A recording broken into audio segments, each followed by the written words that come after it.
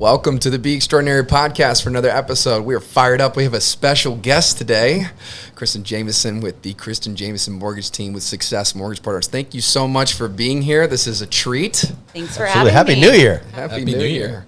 We were sitting here talking about this fancy equipment, but really it's just four people hanging out, having a good time talking. So thank you for being on the show.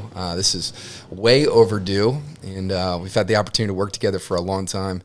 And you've made some incredible noise in this community, so I'm super, super stoked. I know these guys are too, just to pick your brain and pull as much knowledge out as we can. But I just want to tell you, we've been huge fans of just watching your story, and thank you for being on the show. Thanks for having me. Yeah, showed up early, by the way. There you go. There's a clue. Early is on time. Yeah. On time is late, and late is bad. Oh, late is bad. You're dead. You're late. I'm 5 minutes early. You're 10 minutes late. That reminds me of my brother. I have so many stories of this. So Taylor is he is a be early guy, and he is a be early guy. That's why we have such good synergy here. Yeah, that's why we're great partners. I'm not a be late guy, but I'm definitely not a be early guy. I'm not a be as early as Taylor guy. Be as early as Taylor guy is hard to do. Number one, I have to go to counseling about it though, because I'm wound so tight. So if somebody's a minute late, I'm like, oh God. It's so funny. I have a lot of stories from growing up childhood. We can get real deep if you wanted to, but it is a good trait. I do admire him for it. He keeps me on track. So, but man, what a fun time to hang out. Happy New Year to everybody that's listening to the podcast. Thank you guys so much. I know you're going to want to share this one this week. So if you have somebody that's in the real estate space, anybody that's looking to kind of go on their own, anybody that's looking to take their career to the next level, this is going to absolutely wow you today. Hopefully we will leave no stone unturned here today. But if you know somebody that's looking to go to the next level, please share this with them, subscribe to the podcast, and we've got a great treat for you today. Yeah, and I had the pleasure of getting the nod on the introduction. So I always like to give context to the listener of, hey, who is this person? Why should we listen? What can we learn from them? So I wanted to share a little bit of your story, what you're doing now, and then we'll fill in the gaps, or you'll fill in the gaps. So Overland Park, Kansas. Yes. Really? I have been there before. It's a very nice town. It's grown a lot, I think, in the last couple decades, is my understanding. But nevertheless, moved down here originally in the nursing industry, went to school for nursing. And then did you get out of school and practice a little bit? I took all my testing and just decided I didn't want to do it anymore. Yeah. But obviously a reason you got into it, a care for people, an attention to detail. I know those are two things that come to mind when I think about you.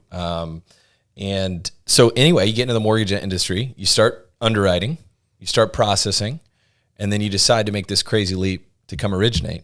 And down here, started in Claremont, Florida, now in Mount Vert, Florida. Yep. And it's crazy how we met. So I think it was 2013 that you started your business. We started in 2011. So I always think it's so special because I was just introducing to Chris and some of our new guys. And we were talking about how we met at this Keller Williams event. We both had booths. I think we were both, it was Susan and I with a little booth and, maybe some business cards and Kristin, I think you were by yourself. And we just kind of met in passing, chatted up. And then, here 8, almost 9 years later, the way that your business is grown has just been insane. And I think that we'll get into that a lot, but we feel very privileged because I always say, we were kind of a consequence of some of your growth at that same time, kind of growing up together and figuring this thing out. So congratulations on, almost 10 years in business as an originator. Don't remind me. Right? Exactly. That's when I need one of these applause sound effects in here, Yeah, standing ovation. Oh, we had one.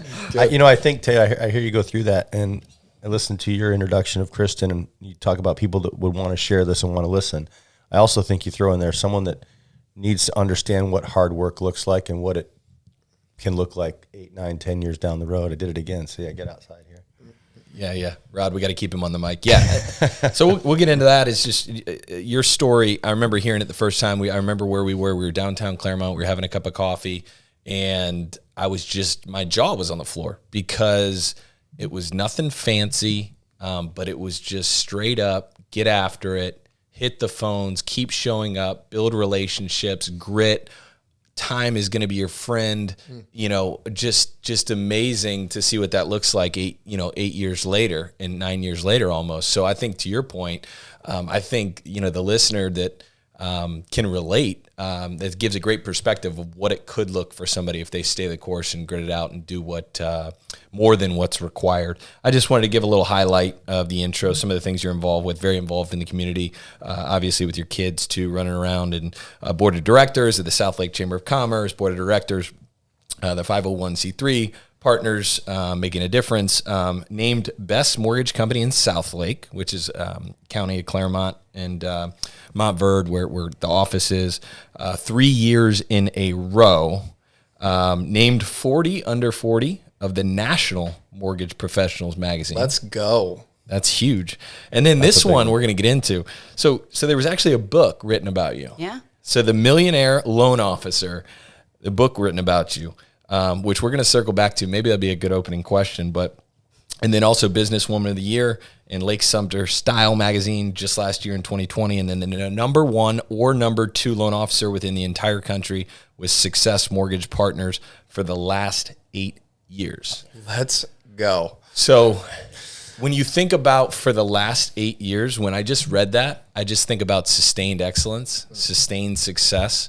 Not 1 year, not 2 years, not 3 years, but 8 years running. You're basically in the top of the top in the country in your respective country or company. So anyway, what's that journey been like? Take us back to the beginning where it all started in 2013. Why the heck did you get into it, and what were those early days like? Well, ultimately, so I'd been in the industry for a long time, just not in origination. I didn't understand why I had to do all the work and loan officers made all the money. So if you can't beat them, join them. And that's pretty much what I did. Up against a ton of resistance, though. Usually operationally sound individuals aren't the best salespeople, right? Sure. But it was one of those things. I only had to make $38,000 a year. I think that was my salary at the time. So I'm like, I can do that, right? And I actually got lucky. I'd gotten an email for a mortgage coaching group from, it was an old job or whatever. I'd gotten the email. So I went to a 3-day coaching weekend in Tampa, Florida. It was pretty funny because we had just moved back here. And in that 3-day weekend, they taught me what the DSP or Daily Success Plan was. And it's basically 8 things that you do every single day. And if you consistently do them every single day for a period of time, success is just, it's pretty much a given. But really, it's what you get in and what you get out of it.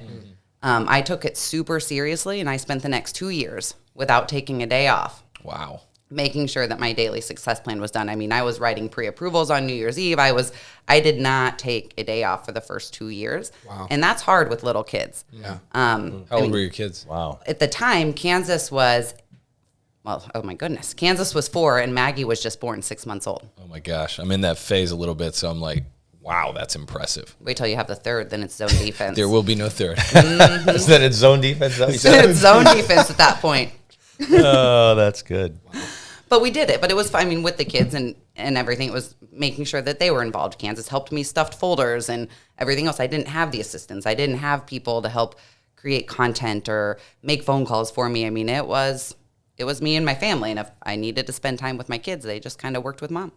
Gosh, that's incredible. Wow. That's awesome. I have, he's my godfather, but he's mentors of all 3 of us. And he tells the stories. He was a financial advisor and he started from scratch too for a long time. And he tells the stories of the kids stuffing envelopes, sending out for seminars back in the day when he started to get his practice up and running. And it becomes one of those moments where you're really proud of, it's like, you look back and you go, man, there was, like you said, it's nothing fancy. It was just, I was willing to do the stuff that maybe people weren't willing to do. And it sounds like that was, what was going through your head, that 2 years, were you burning with excitement? Were you burning with urgency? Were you burning with both? Was there something that was pulling you to do that? What motivates somebody for 2 years straight not to take a day off? Because there's days where you want to take a day off. There's days that are really difficult. I'm sure it was 11:30 at night and you hadn't got all the stuff done and you're cramming to get everything done. What is it? What was it about that time period that you would kind of look back on and say, maybe that was the thing that kind of pushed me through? Well, the way I looked at it, I mean, and I can go back to my childhood and we go through lots of psychology and whatnot, but my mom was really there from birth to 11 and not really there from 11 to 15. So and I looked at that time as being a woman. That's really when I needed my mom there the most. So in my humble opinion, I was like, okay, I can put my kids in the best schools now. I can do all of this stuff, maybe not be as present from birth to 11, but be there for my girls from 11 to 15. I just kind of thought it was going to take me a little bit longer to get where I was going than it actually did. But that just goes to show that if you put in the time, dedication, and work, really anything's possible for any person.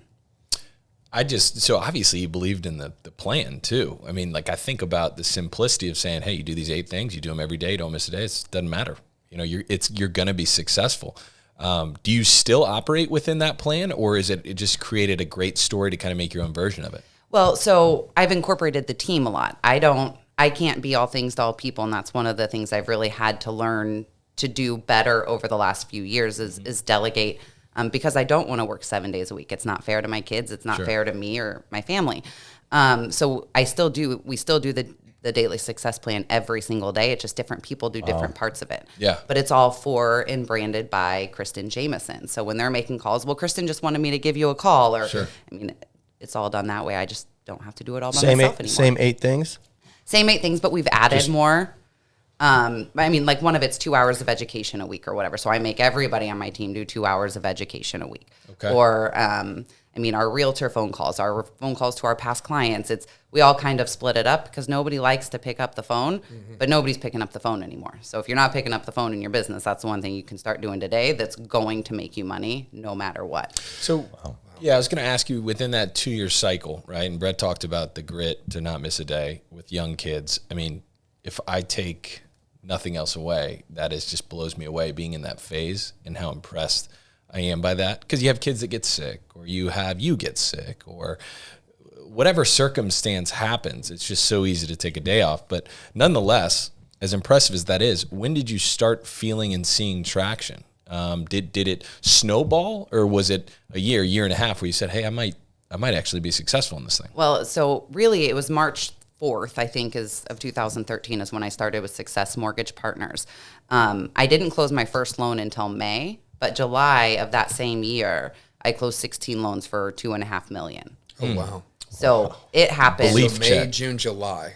So first loan in May, and then 2 months later, or a month and a half later, you closed 16 in 1 month. And you're brand new. Brand new. And you had the same activity from March to May. Yep. So you started on March 4th with the activity, and you didn't see anything for March. You didn't see anything for April. Well, I mean, we're in a pipeline business, and it takes things that was what time to that was what I close was and getting find at, right? It's houses like, and stuff like that. There was activity happening, but there was results building, but you just couldn't see anything. So after 1 week of doing it, some people are like, no, this doesn't work. After 2 weeks of doing it, this doesn't work. After a month of doing it, this doesn't work, right? So you just stayed the course on that DSP, those 8 things, and May, whatever it is, the first one popped out. Yep. Was it just you for the first 2 years?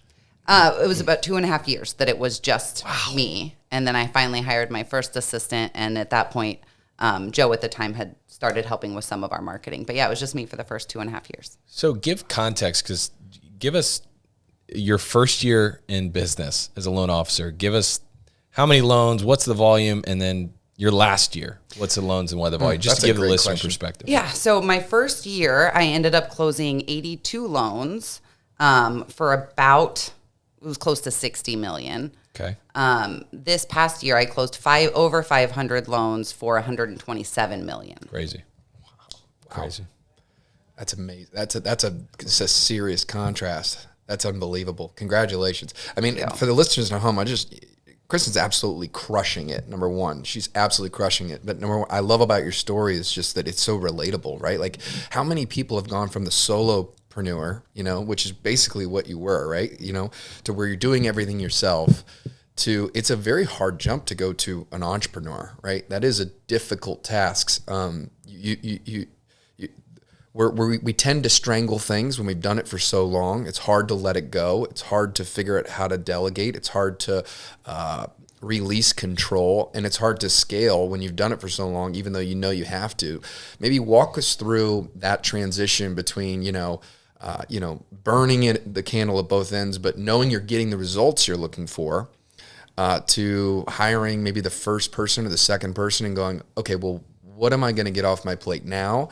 And the elephant in the room that I always talk to, entrepreneurs or wannabe entrepreneurs is that, and this might not be the most popular thing, but when you release control to somebody that's new, inherently they're probably not going to do it as well as you do it. They haven't done it for as long, right?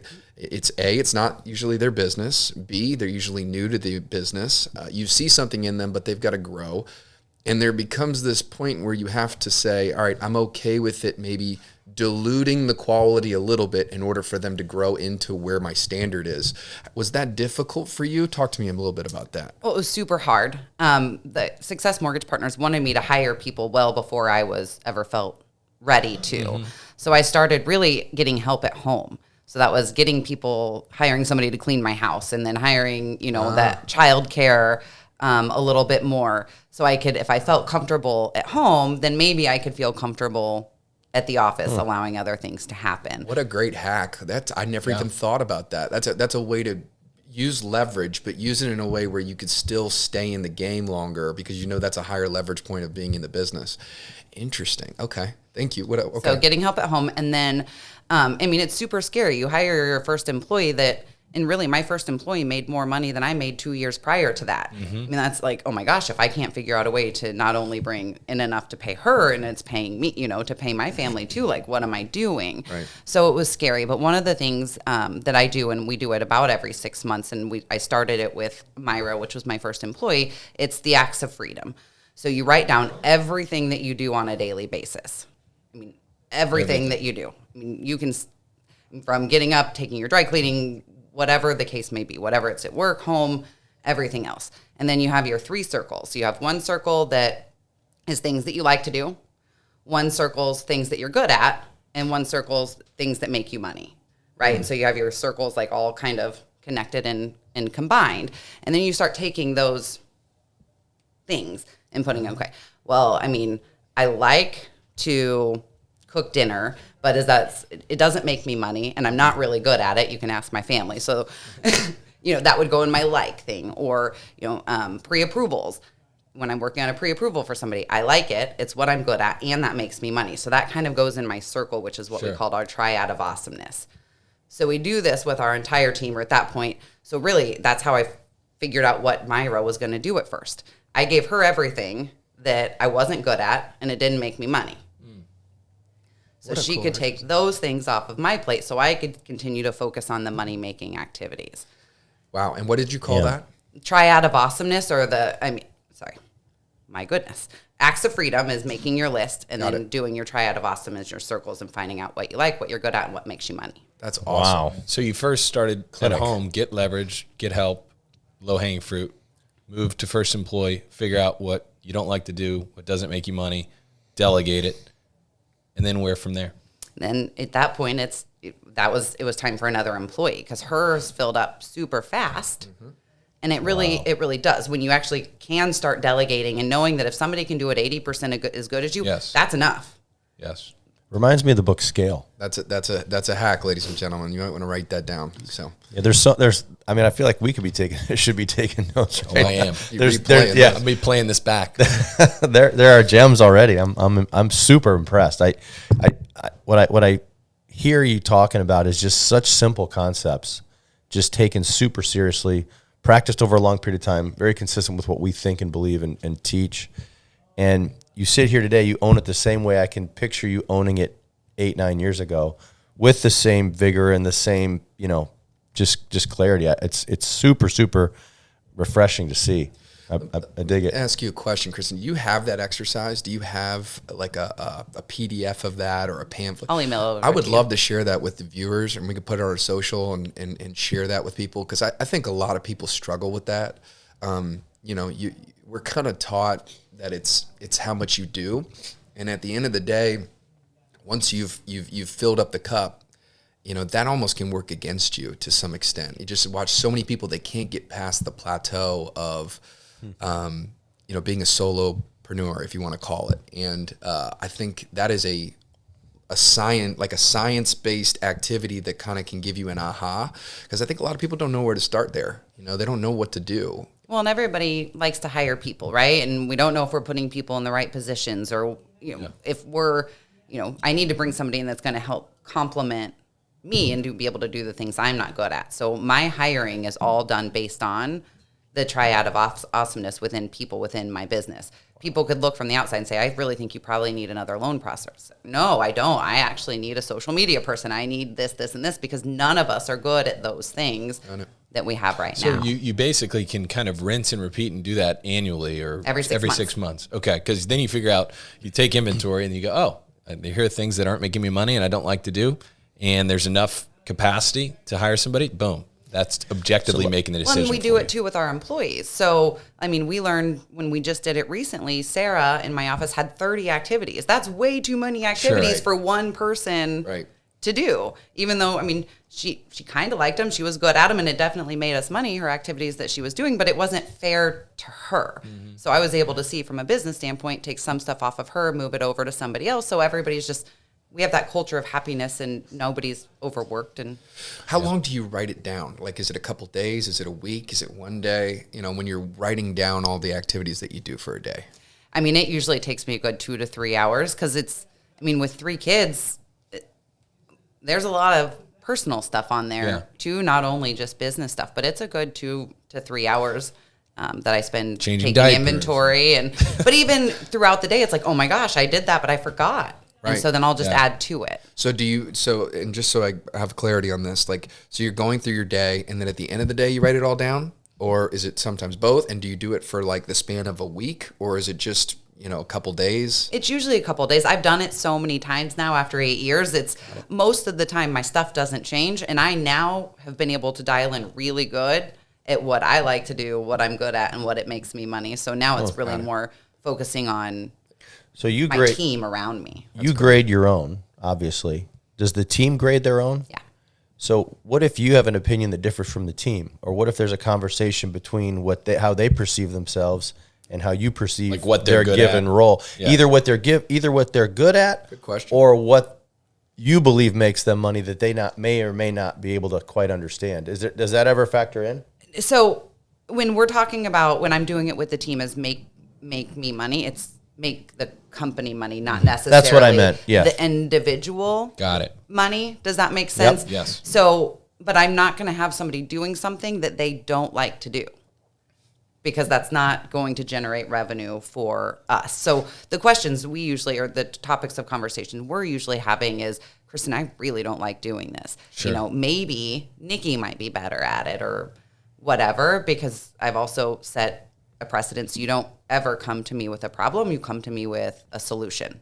Got it. Yeah. So is that kind of part of your, that culture as far as we do stuff we love? Is that something that you sing? Is that a tune you sing? Okay. Because obviously, you could tell you love what you do, and you wouldn't have the success and you wouldn't work as hard as you do if you didn't love it. Is that kind of the fire that powers that engine? Exactly. It's the love. And then within the office, I move people around all the time. I mean, if they're not happy, well, you might be happy in this position, or I'm super happy. I really like to do that. Okay, well, let's take that off Whitney and we'll put this on Whitney and see. I mean, it's always forever changing. It's not anything that's ever set in stone, but that's what keeps everybody happy. That's great. And then they feel empowered and part of the business. Very cool. Yeah. So I'm just taking a snapshot of the 8 to 9 years, and I'm just, again, reminded what made you successful in the early days, the 2-year unwavering commitment, of those 8 practices. By the way, what were a few of those that stick out? Give me an example. 5 handwritten notes a day. Okay. And when I first started out, I'd never originated, right? Yep. So, I mean, I was writing thank you cards to my children's pediatrician or their teachers. It was really just anything. It's not just thank you for closed business, right? Correct. It's like, hey, you're the pediatrician. I just want to position myself as a friend. 30 phone calls a day with at least talking to 10 people. Okay. What if you made 30 but you didn't talk to 10? You kept going until you got 10 people on the phone. Okay, stop the recording right there. You could just go ahead and turn this off. If you're doing anything to move the needle, that's all you need to hear right there. How many sales professionals make 30 calls consistently a day that they talk to 10 people? Not very many. Not very many. I have such a strong opinion on that. I hear that, and I mean, if that was the only thing on your list, I feel like that's such a differentiator. 2 years. 2 years. Every 2 years. No without exceptions. A day off. No exceptions. What were some of the other things? So it's having a morning routine. So whether you're exercising, you're reading motivational quotes. So there was some personal stuff in there. Sure. So your morning routine, it was your 2 hours of education a week.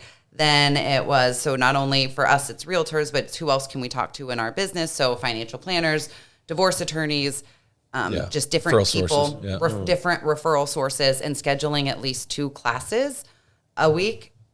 2 classes a month and 2 in-person meetings, so coffee appointments with referral partners a week.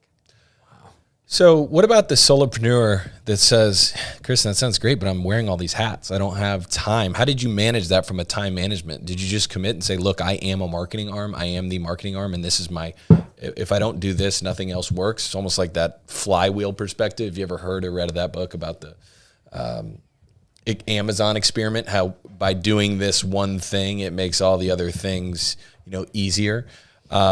And it seems like the marketing was just an aggressive flywheel for you, that you just went hard at that. But I could hear somebody that's skeptical, that's new in a role or new in a sales role or starting a business, and they go, yeah, Kristin, that sounds great, but I don't have the time to do X. Maybe I can, what was your mindset? What would you say to that person, and how you found a way to do it? You'll make time for things that you're passionate about.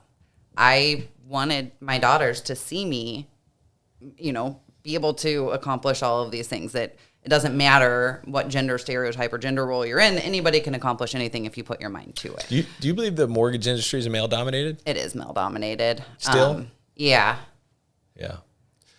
But it's not working to change that. Yeah, I was going to say, but if you look at, the top 25 at Success Mortgage Partners, 18 of the top 25 are female. So really? Wow.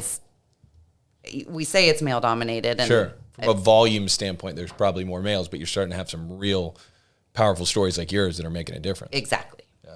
I'm fascinated by this, Kristin. I'm sitting here listening to you, and I'm thinking back 8 years ago. The market looked a lot different 8 years ago, right? And I'm thinking about those 30 dials a day, talking to 10 people. And number one, I have so much respect for that. But number two, I say to myself, for someone getting in now, that same rule, they could get that done by 12 o'clock. Versus I've made 30 dials. It's 5 o'clock. I've only talked to 6 people. And just because it's a different rate environment? Or? Well, I just feel like, and I guess what I'm looking for is just kind of expand on the market, right? And the differences then versus now, and how it looks for someone getting in now versus, that's always something that kind of resonates with me too, is like I look at new mortgage people now, and I think you're getting in at a really good time in the market versus 8 years ago when you got in with all those rules that you were just vigilant with. That contrast to me is interesting. I'd love to hear your thoughts on that. Well, yes, the market's different than it was, but we're kind of about to be, in my humble opinion, going back a little bit to that market. How does the Fed stop inflation? They raise rates. So the refinance business is, going to start slowing down a little bit if it hasn't already for people. But right now there's tons more people in the industry than there was 8 years ago. So getting, like you said, 8 to 10 people on the phone should be much quicker today than it was 8 years ago. Now, one of the difference too is 8 years ago, I could go to Chamber of Commerce events. I could go to a bunch of different things. And we're in Florida, so we're lucky, but there aren't as many in-person events. There's many places or things to do these days in the environment that we're living in. But I can tell you, if you're originating or wanting to originate in the state of Florida, now's the time. Everybody wants to be here. Yeah. Yeah, for sure. Well, let's get into that a little bit, because we're sitting with, one of the best people in the entire state, obviously number one in the country for your company. By the way, we haven't even got to the top 40 under 40, right? So we got more accolades. We're the book. We got more accolades than you can possibly imagine. We're sitting with one of the best, if not the best. So I wanted to just kind of maybe unpack real quick. What is your perspective on kind of where we are in the marketplace? How is Florida so much different than everywhere else? What are you saying to your team? Kind of what's your outlook? Kind of give us for those that are listening that maybe are in the industry, or people like us that are on the fringes of the industry or servicing the industry. Kind of what's your perspective of kind of where we sit? Well, everything's cyclical, right? It always is cyclical. The world's cyclical. But anyways, I think we are protected a little bit in Florida because everybody does want to be here. We haven't really shut down through the pandemic. We've stayed open. We've, our tourism is up. We have record numbers of people moving here, which is all good until the people that live and work here, because our wages aren't great in Florida. I mean, we don't pay a state income tax. There are other things until the people that live and work here can't afford to live here anymore. So that's kind of where I'm starting to see a little bit of a shift in. Because housing prices going way up, inflation. And interest rates. I mean, this time last year, we were in the low to mid twos. Now we're in the low threes. And they're only going to continue to go up.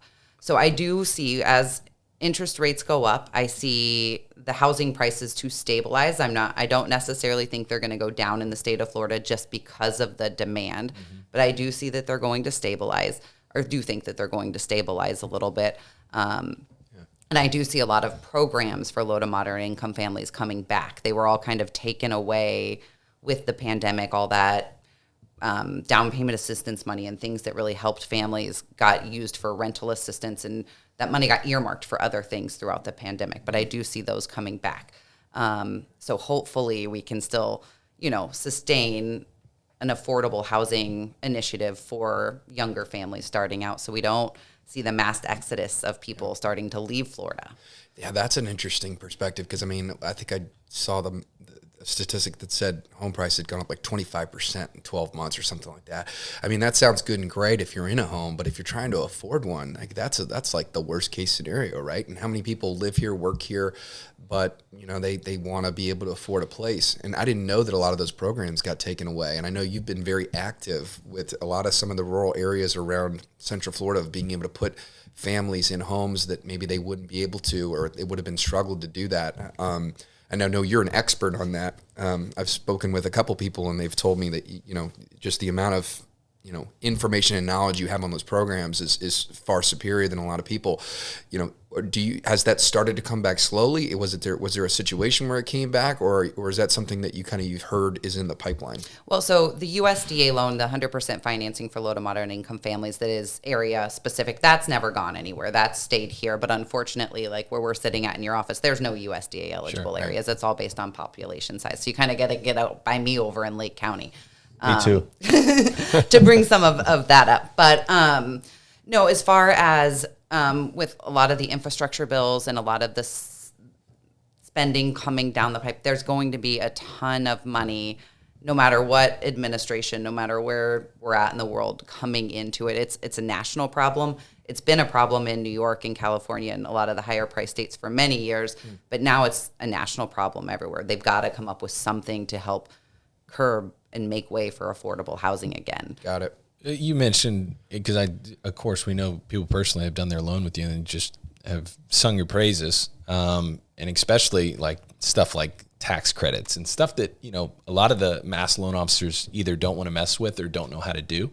And I was just thinking, and maybe you could weigh in if this has been something that's helped you with some of those programs that come out and you figure out how to do them and you repeat and you're able to do them and you're able to take care of referral partners in different ways because you're willing and able and technically an expert in those areas. I was thinking about the 2 hours of education every week and how that must have compounded, right? If a new program comes out and everyone in the office is doing 2 hours of education, you say, hey, this is a new program, but hey, we do 2 hours of education a week, and you can really shorten the learning curve rather than just saying, I don't know that, so I'm going to see how long I can hold off on doing that. Do you think that's been a part of why you've been so successful with those programs? It's definitely helped for sure.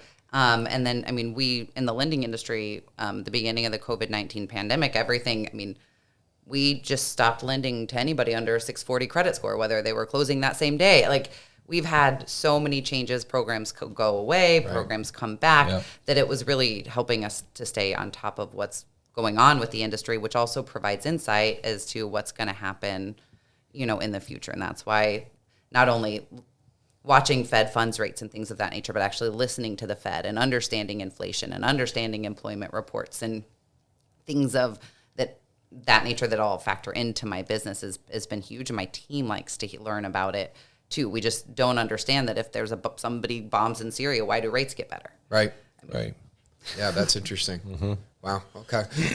And just for the listeners at home, I want to make sure I get this, and I'll do it when we sign off. But do you guys put out any of this stuff? Is there anywhere someone can go to get some of this information? Is there to follow you, or do you put out this stuff, or is that one of those things that is in the works, or you want to do, or is that something that you guys are currently doing? Well, so things were changing so much over the last 2 years. It was almost hard to keep up. And if on my website, KristinJamiesonFL.com, there's a video blog that kind of goes all the way up to the COVID-19 pandemic, and then kind of a little hiatus because things were always changing. Like, I felt like if I did a video, the next day that program was gone or something else was gone.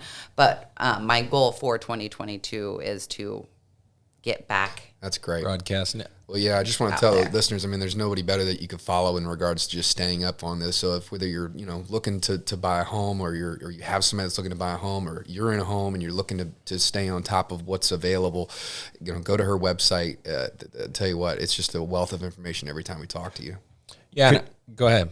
No, you just said something real quick. Just a quick question here. You said a goal for 2022 was to get back to that. Do you set goals every year? Every year. What does that look like? They're never volume or unit goals, which I feel like most originators and most people always set volume, or I know that the volume and the units are going to come based on my other actions. So my social media presence, my videos, they always did great, but I'm writing them down. You want to write that one down, folks.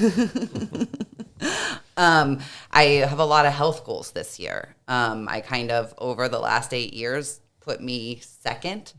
But again, if I put myself first, then everything else around me is just going to get better. So I have a lot of health goals this year, and then a lot of team goals. That's great. Team development stuff? Team development, and then our goals, as far as, again, are never volume or unit based. It's how quickly were we cleared to close? Did we get disclosures out? Did we, you know what I'm saying? Did we not miss a closing date? It's milestones that just make the consumer experience better. Details converge. Exactly. Yeah. So essentially they're process activity goals. Correct. The results will follow. Love that. Gosh, it's a clinic on how to just commit to activity and then just let time be your friend, right? That's crazy. So I got to ask, tell me about this book. Tell me about this book that you were essentially, the main character. The main character. So how did that happen? Where can people find the book? What are some of the lessons and takeaways of kind of the book and the story? Well, pretty much kind of what we talked about, but it's The Millionaire Loan Officer. It was written by Scott Hudspeth, which is one of my coaches in the industry. He also works for my company, just not on my division side of things. But at the end of the day, everybody was kind of impressed. In my first 3 years, you go from making $38,000 a year to somewhere to the tune of $500,000 in your first 3 years. It's a pretty big jump. So kind of a big deal. Kind of a big deal. And so, by the way, never originated before, right? No, You've just been in the industry, just processing and underwriting and stuff. Wow. But so really, he sat down and was like, "What did you do?" And we broke it down to video and the DSP and doing it every day. And it's a super easy read, but really what it is it breaks it down by activity. The activities I did the first 2 years to be where I am now, 8 years later, closing over $120 million in volume the last 2 years. When was the book written and released? I believe it was 2017. Wow. Yeah, I'm definitely reading that one. It's easy. It's super easy to read. But I love it's easy, right? Because it aligns with the plan. It's simple. It's easy. Has it become a playbook for a new person getting in? Correct.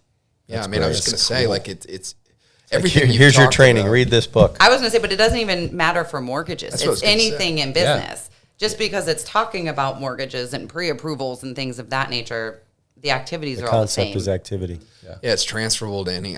Everything you've said, I've just, of course, you automatically think, I just think insurance because we're in the insurance business, and I just think to myself of a new producer. It's like those activities transfer in any business. You're making contact, you're making touches, you're making people aware of what you do, and you're building relationships, and you're just staying in front. You're playing in traffic every day. And if you play in traffic every day, you're bound to get hit. What would you say? That's a funny movie quote. Won't get into that. What would you say to the person also? Because I think about now, and I think about, we could get into a transfer of from the baby boomers to millennials and the generations to follow. And it seems like every generation looks back at the generation. They go, they just don't know what it's like to work hard, or, they don't, that whole narrative, right? As we look at the workforce or the current workforce and all the challenges that companies are juggling, all the challenges that, employees and employers essentially face together. I just see a trend where it can't happen quick enough for people, right? Like sometimes in our business specifically, but even overall, it's just like the delayed gratification part. It's like people want it to happen so fast. And when I hear your story about how you did 2.5 years before you hired somebody, never missed a day, so on and so forth, you go, oh, it's an overnight success. She went from $38,000 a year to $500,000, but your activity was aligned with that sort of jump. But I also see people that it can't happen quick enough, but then they're not putting in the activity, and so time isn't their friend. It's just, do you speak to that? Do you see that in your business to where people are either trying to do it too fast, or their goal is to do it way faster than their activity, and it just doesn't line up? Drives me nuts a little bit. I would say, yeah, we see it all the time, but I think that just kind of goes back to the instant gratification. I mean, I see it with my children, like with their tablets and everything else. Everything's instant gratification. I take their tablet away, they're like, I'm bored. Or Christmas morning, we opened all of our presents. An hour later, they're like, I'm bored. I'm like, are you kidding? Like, seriously? Go open that toy and play with it. Figure it out. But that's kind of really where it is. Everybody wants everything right now and doesn't want to put in the work. But I promise, if you put in the work, the results will happen. Mm-hmm. So let me ask you this. So we've been speaking a lot about, going out on your own. The theme for us this year at our summit was new frontiers, right? Going to a place you haven't been before. And I think about your story of really kind of setting out on this new frontier of, I can do this. Where you just had this standard that started here, and then you started creeping up, and it's ballooned into this incredible story and career. We've now have a book written about what you did, so just really cool. But what about the mortgage professional, the insurance professional, title agent, anybody in industry that has made this jump and has created a business that is has a team and has volume? You talked about, it's one thing to go from solopreneur to entrepreneur. It's another thing to do a certain amount of units to growing it. But now at this point in your career, you have this massive amount of volume that you've done. You have this business, you obviously want to continue to grow it. There's the pressure of that comes, right? What are some of the things that you're looking at this year that says, all right, in order for me to, in order for me to be better, here are the things that I've got to get in front of. Here are the things that I've got to do. Are they the same? Are they different? Are they just, are they by your team? Talk to me a little bit about what it's like to be where you are now. Gotcha. Well, the one thing that my business has definitely lacked is technology. And at this point in time, it's a race to the consumer. With all of the artificial technology out there, I look at it, it's not a matter of if, it's a matter of when Amazon will have Amazon Mortgage. So making sure we're setting up everything that we can put in place now to stay top of mind, one, with our database, but then finding new ways to get to the consumer first. And then also, purpose driven. I focus a lot on community involvement in the children. So anything I can do to get out and help our children in our community, because those are that's our next generation of people that are going to be taking care of us here. I was going to speak to that too. We live in the same community, and I'm amazed at all the events you're at. And excuse me, I see, Kristin Jamieson mortgage team everywhere, and I see your face everywhere. And I think there's a huge connection between that and the type of reputation when you start talking about credibility, right? When you start talking about training team members and you start talking about that sort of development. That credibility goes hand in hand with your involvement in the community. I love that. That's great. Yeah.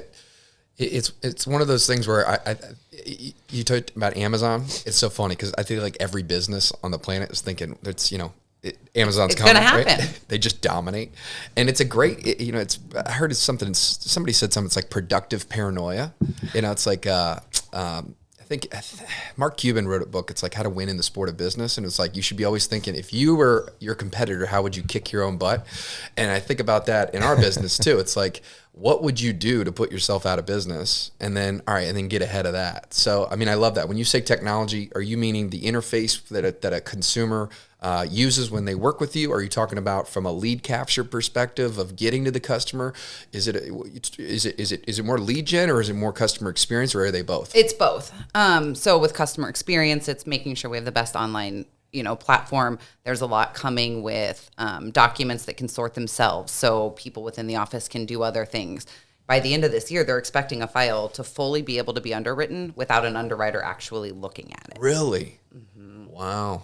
Which is pretty cool, but basically it just reads the appraisal. It reads the W-2s. It reads the tax returns. It reads the pay stubs, or, whatever, to make it quicker. I mean, that whole push button, get mortgage thing, there's still going to have to be people, but making sure the user experience is the best that it can be, coupled with, your lead generation, and then also team. If we can streamline the process for the team, our employees are happier. They can do more things.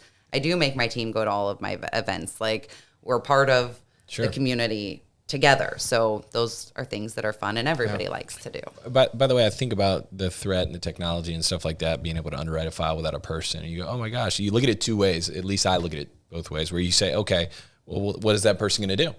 And you go, well, that's why I think the personal growth side of things, and you talk about the acts of freedom, and you take the inventory, the triad of awesomeness, and you take inventory. Well, if you're doing that consistently, then there's going to be things that no longer make you money, right? Underwriting a file, that's going to fall into something that doesn't make you money, right? And you're going to have to navigate to a different skill set or a higher level skill set. So I think the people and the teams that embrace that, a part of you can get really excited about that. Although changes can be uncomfortable, you go, wow, that's so great. So I don't have to underwrite a file. I can just work on pre-approvals, or I can just go to community events, or I can do whatever. But if you're not constantly educating and growing, you go, oh no, what am I going to do? Because I'm an underwriter. And that's interesting. So that's something I chew on all the time, and challenge myself and people to say, hey, how we frame that, let's be careful. Because it could be a really great thing, where two people used to be able to do, our business all the time, right? Our commissions get squeezed. We seem to make less every year. And we look around and we go, yeah, but isn't it easier to write a piece of business every year? Right. I mean, not in Florida for homeowners, but I mean, I'm talking about, you can press a button, e-sign, everything like that. So 15, 20 years ago, I kind of look at it like, well, why would you get paid the same? It takes you, a quarter of the time, maybe more. So yeah, you had to go out and take pictures and do your own inspections. So you should fax somebody an application. To get more volume. One of the things I think about with just the tech piece, and I love you saying that, because there's so many people listening to this that have that same productive paranoia, and it's important because it's either kind of evolve or someone's going to put you out of business. And I look at it in our business, a lot of things we focus on, and I see you doing it, is branding. We talk about personal branding, your own branding, and really it's just reputation and being involved with all those community events. Obviously, the brand that you've created for your mortgage team, just what you're doing is you're creating this brand where people are attracted. They know who you are and what you stand for. And I think that's the evolution to where technology inserted in that can explode your business. Right. And if you haven't done that, and you are simply just providing a commodity, and you're simply just providing a service, but nobody knows who you are and what you stand for and what your purpose is and what, those things that are beyond just the transaction, I think it's going to be very difficult, because the technology piece can just make it a simple swap for you, instead of technology being something that can enhance that message and make it easier for you to do more of the branding stuff. So, and I think you've done an incredible job about that. When you say your name in the community, it's one thing to have a social media presence. That's great. It's one thing to put out stuff, but being in the community and shaking hands and being the person, I think is the best form of personal branding that you could possibly do. So. And we always have to do good for people, because I don't want to walk through the grocery store like this. Yeah, right. Yeah, exactly. Well, that's kind of the cool thing about being part of a community, right? There is so much business right in our backyards. And serving, our niche and serving it well is such a privilege, but it's also, there's just a handful of people that do it really well for such a long period of time. So, and you are definitely one of those people. So, thank you. Yeah. Go ahead. I would say, you look at it, not that South Lake County is not pretty big, but Montverde only has 600 homes. Wow. That's exactly what I was going to say. So we're all linked up here. But I was, you think about the perspective and the jump, and you say, oh, wow, this isn't New York City. I mean, look, it's Right. it's an awesome town of Montverde and the surrounding areas. You know, you have Claremont and the rest of South Lake, but let's not kid ourselves. It's not a major metropolitan area. It's not Orange County. No, definitely not Orange County. So those numbers, if they don't stick out the page already, should even more stick off the page. I'm just like, I'm totally inspired. I mean, I know your story. Mm-hmm. We sat down in 2013. We've been a big, huge fan every single year, and we continue to work together to this day. But I mean, sitting here having you tell more context to that story, I'm re-inspired. And I'm more encouraged by your story, because I think a lot of people have this figment of successful people or the top producers, and it's just like, oh, well, I just could never do what they did. It's almost like you give people permission to say, no, yeah, you can. It's just, are you willing to commit to the 8 daily activities and not miss? So are you true. willing to give it 8 years and sustain success? Are you willing to get on, all the things that you just shared? And if the answer is yes, you can do it. It's just a matter of time. Absolutely. And I think too, I think, are you just willing to walk the talk, right? It's like someone showed you the blueprint. You said, okay, I'll do that, right? It's like, how many people get the blueprint in whatever industry or from whatever coach, and they pick and choose, or they do it for a week, like I said a little bit ago, or they do it for a week, don't see anything different, and say, well, I got to change this. That didn't work. I got to do something it didn't different. work, right? Yep. Yeah, I love that. It's like you sat in a seat, someone shared that information with you. It's not like you created it on a blue board when you got this epiphany at night. You took information that somebody had done before and said, all right, well, then I'm just going to do it better than 99.9% of the people that have been given this information. Knowledge is power. No, it's action is power, right? So, Well, and you know what else inspires me about your story? You also had a vision for that time period of 11 to 14 with your kids, or 11, 15 for your kids, right? Yeah. So if they're younger, you go, it doesn't matter if I'm making 38,000. It doesn't matter if I'm up New Year's Eve writing thank you notes, because that's only right now. I have a vision that what I'm really looking for, I'm giving my kids this life at this age. And look, you're giving your kids that life and more, right? So I think you also gave yourself a long enough time horizon to allow the compounding to just get ridiculous. Yeah. And I think that's where a lot of people can make mistakes, where they go, okay, I want to go 38,000, $500,000. I got 2 years, ready, go. You go, okay, well, you're going to be discouraged when, the third month in, you only close one loan, and then you're going to have a month, you have a big month. So I'm just, every part of it, I'll be playing this back. I'll be sharing this with our team, sales, relationship management, and so on and so forth, because it gives people permission to just go. And I'll get you the stuff on the Acts of Freedom and the Triad of Awesomeness over. So We post all that in the show notes. What a fun exercise that is. Yeah, That's the part of the conversation that I've just has really resonated with me too. And is the book on Amazon? yeah, Can you say that name and author one more time? The Millionaire Loan Officer by Scott Hudspeth. that's so great. Perfect. That's great. All right. And then one more time, Kristin, I know people can find you online, but will you give them that URL real quick one time? www.KristinJamiesonFL.com. There you go. All right. Well, and if you haven't followed her on social, you definitely should. An absolute wealth of knowledge, community champion, and just a pleasure. So thank you for being on the show. Thanks for having me. Absolutely. And for all the listeners at home, I'll tell you what, I told you it was going to be good. I told you it was going to be good. So if you have somebody that could use this and inspire them, just like you've inspired us today, please share the podcast. You guys are awesome. So without further ado, I'll tell you what, Happy New Year to everybody. Happy New Year. Great way to start off the 2022. So for all you at home, remember, ordinary is boring. Be extraordinary. Thanks, guys. Bye.